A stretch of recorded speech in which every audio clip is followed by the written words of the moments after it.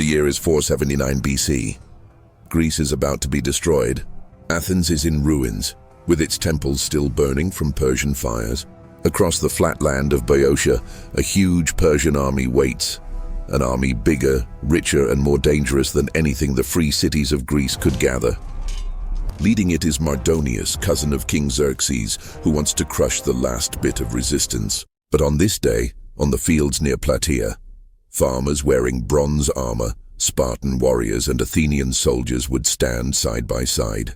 They weren't fighting for an empire or for a king. They were fighting for their homes, their freedom, and the survival of Greece itself. What happened next was not just a battle, but the final fight that would decide the fate of Western civilization. It's late August, 479 BC. The summer sun is beating down on the Boeotian plain, a landscape that's about to become a playing board for one of ancient history's most important battles. The Persians, under Mardonius's command, had carefully picked their spot. They'd built a strong, fenced camp on the north side of the Asopus River, a smart position that gave them protection and access to open ground. Inside this huge fortress were different forces from the Achaemenid Empire, skilled Asian archers, fast median horsemen, the scary immortals, the emperor's elite guard, and even Greek traitors like the heavily armed soldiers from Thebes who had chosen to side with the invaders. Numbers vary, but Mardonius commanded a force of roughly 100,000 to 120,000 men, a truly huge number. Across from them, on uneven ground mixed with orchards and cut by the winding Asopus River, the allied Greeks were lined up. Their shields, painted with the symbols of their city-states, formed a strong wall. The Spartans, under the command of the regent Pausanias, nephew of the legendary Leonidas of Thermopylae, held the place of honor on the right side, a position saved for the most powerful fighting force. The Athenians, led by the respected general Aristides, held the left side, facing their former countrymen, the Thebans. In the center, a solid group of soldiers from many other Greek cities stood ready. Their rough count was around 80,000 men, almost all heavily armored soldiers, citizen soldiers fighting not for a king, but for their very way of life. For 11 long days, neither side moved. It was a tense mental standoff. The Persians, with their better cavalry, really wanted open ground where their horsemen could move around and attack from the sides against the slower Greek infantry. The Greeks, on the other hand, stubbornly stayed on the slopes and uneven ground, knowing that such ground would slow down cavalry charges and leave the lightly armored Persian archers exposed. The Persians, with their better cavalry, really wanted open ground where their horsemen could move around and attack from the sides against the slower Greek infantry. The Greeks, on the other hand, stubbornly stayed on the slopes and uneven ground, knowing that such ground would slow down cavalry charges and leave the lightly armored Persian archers and infantry with their wicker shields open to the deadly stabs of Greek spears. It was a perfect tie, a grinding test of willpower. As the days dragged on, food supplies got low and water became more precious than gold. The harsh reality of war began to bite deep. Persian horsemen constantly attacked the Greek supply trains, hitting their lifelines. Then, in a critical blow, they managed to capture the Gargantian Spring, the only dependable source of fresh water for the Greek army. Greek morale, already weak from watching Athens burn, not once but twice began to crack under the pressure. Something had to give. Under the cover of moonlight, the Greek commanders, including Pausanias and Aristides, gathered for a tense meeting. They decided the entire army would pull back under cover of darkness to a new ridge closer to Plataea, a position that had its own wells and a narrower front. This narrower front was key as it would take away the Persian number advantage, forcing them to fight on more equal terms. It was a sensible plan, a calculated risk if everyone kept their discipline. Spoiler alert, they almost did. As dusk deepened, the retreat began. Thousands of heavily armed men trying to move quietly and in formation across uneven, unfamiliar ground in the dead of night. It was a nightmare waiting to happen. The right-wing Spartans and Tegeans, led by Pausanias, left first, their bronze armor making soft clinking sounds, their footsteps quiet. Then came the center groups, a nervous crowd of various city-states trying to stay together. Finally, the Athenians, bringing up the rear, began their withdrawal. But moonlight, even on a clear night, plays tricks. The uneven ground with its hidden ditches and rocky bumps proved dangerous. And then there were the horn calls, confusing, mixing up the columns and creating doubt. Units got separated, lines became tangled. What was meant to be an orderly, disciplined withdrawal quickly turned into something much more chaotic. When the first rays of dawn painted the eastern sky, they revealed a sight that must have scared the Greek commanders. The army wasn't in one neat repositioned line, oh no. Instead, they were spread out, broken into 3 separate, isolated groups with huge half-mile gaps between them. It was a disaster waiting to happen. Mardonius, the Persian commander, looked at the scene from his viewpoint, unable to. The Greek commanders found their army not in one neat, repositioned line.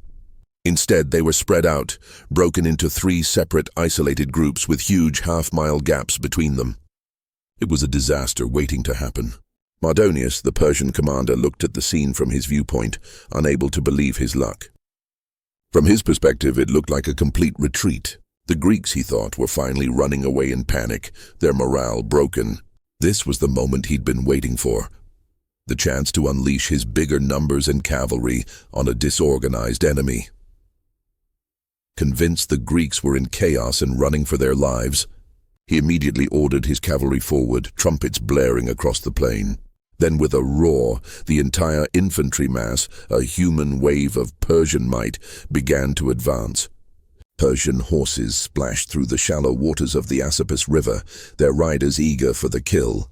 What looked to Mardonius like a glorious chase of a broken enemy was about to turn into something far more deadly for him. The biggest, most unexpected ambush of the ancient world.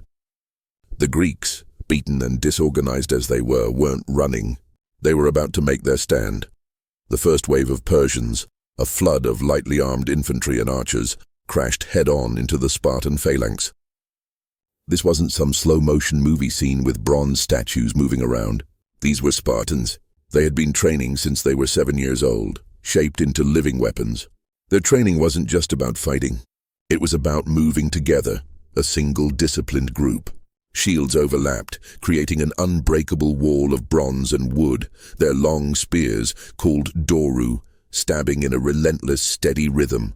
The standard phalanx was typically 8 rows deep, but here, as the front narrowed with the terrain, they compressed perhaps to 4, making their line even denser, even stronger. Each man didn't just push with his arm. He pushed with the entire bowl of his aspis, his heavy shield, using his body weight to create an unstoppable surge.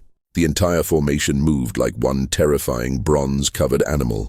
Persian archers shot waves of arrows, a deadly rain designed to break formation and create panic.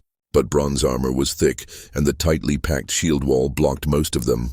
Arrows bounced off harmlessly, hitting the ground, or simply lacked the power to get through such a dense, protected mass. The space between the 2 lines kept shrinking, the Persian attack stopping against the unyielding Greek resolve. Then, for a scary moment, something threatened to break that perfect rhythm. A lone Spartan, by some accounts named Aramnistos, took an arrow straight through his thigh. A weaker man, the dense protected mass kept shrinking. The Persian attack stopped against the unyielding Greek resolve. Then, for a scary moment, something threatened to break that perfect rhythm. A lone Spartan, by some accounts named Aramnistos, took an arrow straight through his thigh. A weaker man might have fallen, breaking the line, but Aramnistos, with an act of almost superhuman will, pushed the bottom of his spear into the ground, using it to hold himself up. He held his position even as his friends desperately dragged him backward, out of the immediate fight. That tiny, defiant act of individual bravery, that refusal to give up, steadied everyone. The shield wall, briefly threatened, firmed up, becoming an even stronger barrier. Mardonius, seeing his infantry stop, realized how serious the situation was. He couldn't let his first charge fail. In a desperate, bold move, he rode forward, surrounded by his 1,000 elite immortals, their unique white shields painted with golden pomegranates shining in the morning sun. He was probably trying to rally his troops to break the Greek line himself. Ancient sources disagree on exactly who threw the javelin or rock that brought him down. Some say it was a Spartan named Arimanestos or Iamnestus, an unforgettable name indeed, while others say it was a simple soldier, a nameless hero. But everyone agrees on the outcome. Mardonius, the Persian commander, fell from his horse, struck down in the thick of the fighting. When Mardonius fell, the immortals hesitated. For 5 heartbeats they paused, stunned by the loss of their leader. In the brutal close-quarters combat of a phalanx fight, 5 heartbeats is an eternity. It was all the Spartans needed. With a collective roar, they crashed forward, pushing with renewed force. The Persian center, suddenly leaderless and demoralized, folded under the relentless pressure. The anvil had struck, and the Persian line was shattered. Meanwhile, on the left flank, the Athenians under the smart command of Aristides were engaged in a brutal struggle against the Theban soldiers. These weren't lightly armed fighters. These were armored men fighting with the same heavy equipment as the Athenians, and they actually outnumbered their Athenian opponents. It was a tough, grinding fight, a battle of willpower between Greeks. But the very gaps that had worried the Greek commanders earlier, those half-mile chasms in their broken line, now became an unexpected advantage. As the Persian center collapsed, these gaps allowed the Athenians to do a daring move. They wheeled inward, turning their disciplined phalanx to hit the Thebans directly in the flank. This perfectly timed attack came just as the news of Mardonius's death, like a ripple across the battlefield, reached the... As the Persian center collapsed, these gaps allowed the Athenians to do a daring move. They wheeled inward, turning their disciplined phalanx to hit the Thebans directly in the flank. This perfectly timed attack came just as the news of Mardonius's death, like a ripple across the battlefield, reached the ears of the fighting Thebans. Demoralized and now outflanked, the Thebans broke. They couldn't hold. The Athenians pushed downhill, pressing their advantage, their cheers mixing with the roar of the Spartans. Soon, the 2 allied Greek forces linked up, forming an even stronger front. Together, the Spartans and Athenians drove the remaining enemy forces relentlessly toward the wooden fence of the Persian camp. Desperate, the Persian cavalry tried to cover the retreat, attempting to slow the Greek pursuit. But the terrain, which had already proved so difficult for the Persians, now betrayed them again. The ground was cut by thick vines and water ditches, turning the plain into a dangerous obstacle course. Horses stumbled, their legs tangling, throwing their riders to the ground. The cavalry, usually so effective, became stuck, unable to mount an effective counterattack or protect their running comrades. By midday, what had started as a chaotic morning had turned into a total defeat for the Persians. The Persians had spent weeks turning their camp into a strong, though temporary, fortress. It had earthworks, sharpened stakes driven into the ground, and a ditch wide enough to be beyond a spear throw. It was designed quite cleverly to keep the Greeks out. But today, with their field army shattered and running, it became a death trap designed to keep the Persians in. The Greeks, now a surging, unstoppable force, came down upon the camp. They piled up brush against the wooden walls, setting it on fire. They jammed the gates with abandoned wagons and anything else they could find, preventing escape. Archaeologists, centuries later, would still find a thick layer of ash at the site, a silent reminder of how fierce that day was. The killing inside the camp was grim, an act of brutal revenge for the destruction of Athens and years of Persian aggression. Herodotus, the ancient historian, claims a staggering 100,000 Persians died. Modern scholars, using more careful estimates, suggest maybe 30,000 to 50,000. But either way, it was nothing short of complete destruction. Very few escaped the slaughter. Among the treasures of war were riches that must have amazed the victorious Greek farmers. Fancy scabbards, carefully crafted gold drinking cups, and even exotic baggage camels, sights most of these men had never seen in their lives. These weren't just trophies. They were real proof of the immense wealth and power of the empire they had that must have amazed the victorious Greek farmers. They saw fancy scabbards, carefully crafted gold drinking cups, and even exotic baggage camels, sights most of these men had never seen in their lives. These weren't just trophies.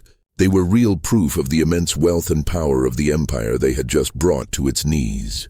More importantly, the entire Persian supply hub in central Greece, the base from which they had planned to conquer the rest of the peninsula, was gone, completely destroyed. Plataea was more than just another battle. It did more than simply end Xerxes' invasion. It was a huge event that echoed through history, shaping the course of Western civilization. This victory proved clearly that citizen soldiers who owned their land, who voted in their assemblies, and who fought side by side with their neighbors for their shared freedom and way of life, could completely outperform drafted troops answering to a distant ruler. The Greeks weren't fighting for a ruler. They were fighting for themselves, for their families, for their city. That deep personal stake fueled a ferocity and a unity that the Persian army, for all its numbers and professional training, simply couldn't match in close combat.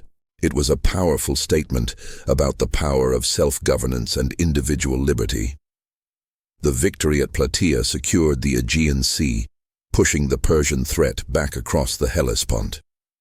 This wasn't just about geography. It was about protecting the very cradle of Western thought.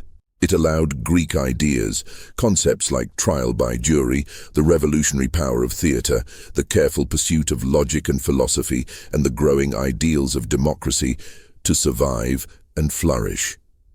These weren't just abstract ideas. They were the seeds that would eventually grow in Rome, then spread across Europe, and ultimately shape much of the modern world we live in today. Without Plataea, the intellectual and cultural landscape of the world would be definitely different. The battle also made the phalanx, the disciplined shield wall, the gold standard of warfare. For a century and a half, until Alexander the Great's brilliant mixed formations appeared on the scene, the Hoplite phalanx was the ultimate expression of military might. Its effectiveness at Plataea, where it shattered a numerically superior force, cemented its reputation and influence for generations. In short, the day 80,000 Greeks held together, fighting for more than just a king or an empire, is the day the West stayed West. It was the moment when the path of two vastly different civilizations collided, and the smaller, freer one won, ensuring its legacy would last. The few Persian survivors, a broken part of a once mighty army, limped across the Hellespont. Their dreams. The Battle of Plataea was the day the West stayed West. It was the moment when the path of two vastly different civilizations collided, and the smaller, freer one won, ensuring its legacy would last. The few Persian survivors, a broken part of a once mighty army, limped across the Hellespont. Their dreams of conquering Greece shattered. King Xerxes, who had proudly watched his fleet burn at Salamis, never risked another land invasion of Greece. The lesson was learned brutally and clearly. The Spartans, covered in glory, returned home carrying the bronze leg armor of Mardonius, a grim but powerful trophy. It was clear proof that even the most powerful empire builders can fall, and that even a king's cousin isn't invincible. The Athenians, with their city slowly rising from the ashes, rebuilt with a newfound confidence. They funded a powerful fleet and within 50 short years were shaping an empire of their own, proof of their resilience and ambition. On the quiet ridge of Plataea, where the fate of worlds was decided, farmers still turn up arrowheads and spear parts when their spring plows dig deep into the soil. Each find is a real reminder, a whisper from the past. Discipline, smart use of terrain, and the sheer stubborn refusal to quit can turn 80,000 determined individuals into an army that truly changes the world.